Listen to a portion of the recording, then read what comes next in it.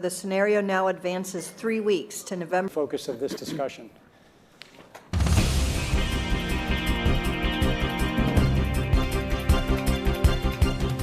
In addition to global public health crisis, CAPS is creating havoc with the trade and travel industries. The frightening public health toll of CAPS continues to mount. Patients are overwhelming healthcare facilities around the world, including many of the makeshift triage and temporary care facilities.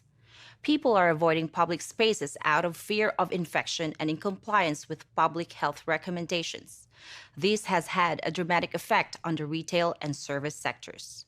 Businesses of all kinds are struggling to operate, let alone provide basic services as their workers have fallen sick or refused to come to work.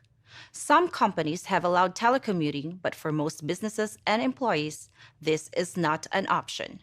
Public health agencies have issued travel advisories, while some countries have banned travel from the worst affected areas. As a result, the travel sector is taking a huge hit. Travel bookings are down 45%, and many flights have been canceled. A ripple effect is racing through the service sector. Governments that rely on travel and tourism as a large part of their economies are being hit particularly hard.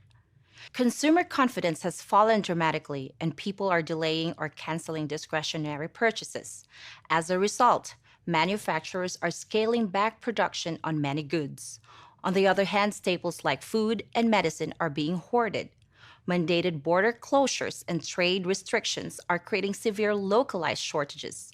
The Purchasing Managers' Index suffered its sharpest decline in 50 years, a leading indicator that markets are preparing for a prolonged period of economic disruption. In some regions, politicians are adding to the noise and confusion through social media. Ban all goods and travel from infected countries, and boycott companies that spread disease are common Twitter refrains often led by public figures. It's safe to say we face a tough dilemma. The movement of people may facilitate the spread of CAPS, but interruptions to travel and trade may have economic consequences that are just as bad. And to give us more detail on these issues before our discussion,